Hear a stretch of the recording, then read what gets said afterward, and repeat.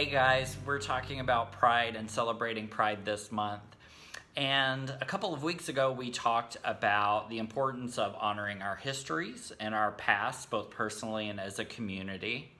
Last week, we talked about being present in our relationship with ourselves and what our present relationship with the community looks like. And this week, I'd like to look at who are we becoming and what direction are we going, both personally and as a community, as we are celebrating Pride this month. So I recently finished reading the book, The Path Made Clear by Oprah. And one of the chapters in there is based around the idea that we become what we believe. And I believe that to be true. I believe that we manifest in our lives what we believe about ourselves. We all know people who are constantly having conflict and drama in their lives and constantly are in turmoil. And those are people who believe that that's part of their identity, and they create that and they attract that in their lives. So we want to be really mindful of what are our beliefs that we have about ourselves that are creating our future. So if I were to wave a magic wand and make all of your beliefs about yourself come true, are there ones that maybe you would not want to come true? Are there beliefs that maybe you want to put less energy into or start to replace with more empowering beliefs that feel better for you to create the future that you want for yourself? And also, are there beliefs that you hold about the community that don't feel empowering or feel like we don't want to continue to create that kind of community? So I think a way of looking at this is making a good old-fashioned list. So we can make a list of what are all the beliefs that you believe about yourself that feel good, that feel empowering, and feel true for you. And then on the other side of the list, what are the beliefs that you have about yourself that feel disempowering, that don't feel good, and that you wouldn't want to see come true if I waved a magic wand and made all your beliefs come true. So in the interest of participation and being authentic, I did this exercise before I made this video.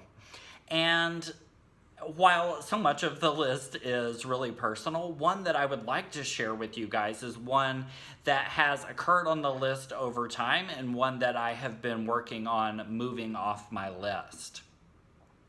So that belief for me has historically been that you're really good at a lot of things, and perhaps romantic relationships are the one thing that you're not going to be good at, that you're just not going to get.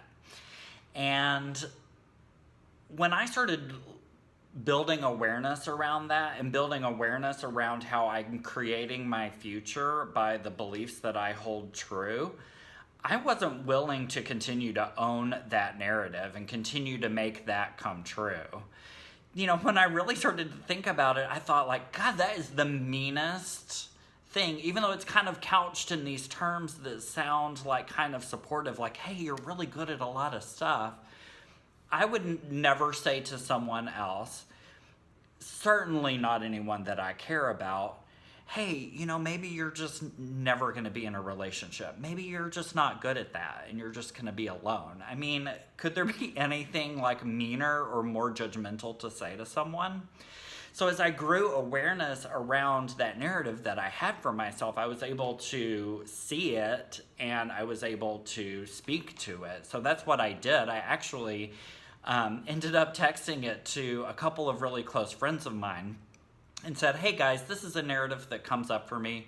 You've probably even heard me say it. And I'm not putting energy into it anymore. I'm not owning it. This is not going to be my truth. So, you know, I mean, I think a nice way of kind of transforming some of these negative beliefs can be sharing those with people that we trust. Because a lot of times they're really couched in shame. And shame needs to be secret and it needs to be silent. and we need to hold it in judgment for it to continue to grow.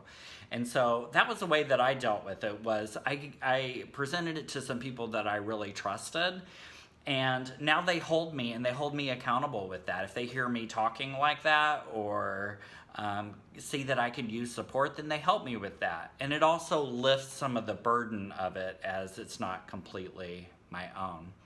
So I think we can use this same way of being with our thoughts and beliefs when it comes to our wider community. As we create our future as a community, are there things that we believe about our community that maybe don't serve us? And we've talked about that before in some of our videos. Are there stereotypes that we buy into? Are there things that we say offhandedly, like all gay men are sluts, gay men are terrible at relationships? Pick your poison for stereotypes that a lot of us regurgitate about the community. We want to be really mindful of those because, again, we're giving those energy as we are repeating them and as we're believing them. And we can start to take those apart, and we can start to create a future that's more based in truth and that's more based in our authentic identities. What we believe about ourselves matters, and it's what we become. And what we believe about our communities is an extension of what we believe about ourselves. So we can collaboratively create the lives that we want to have for ourselves and for our community. I'd love to hear from you guys if you have thoughts on this exercise on the list, or if you have questions or need support. Feel free to drop those in the comments below. Thank you so much for watching. I'll see you next time.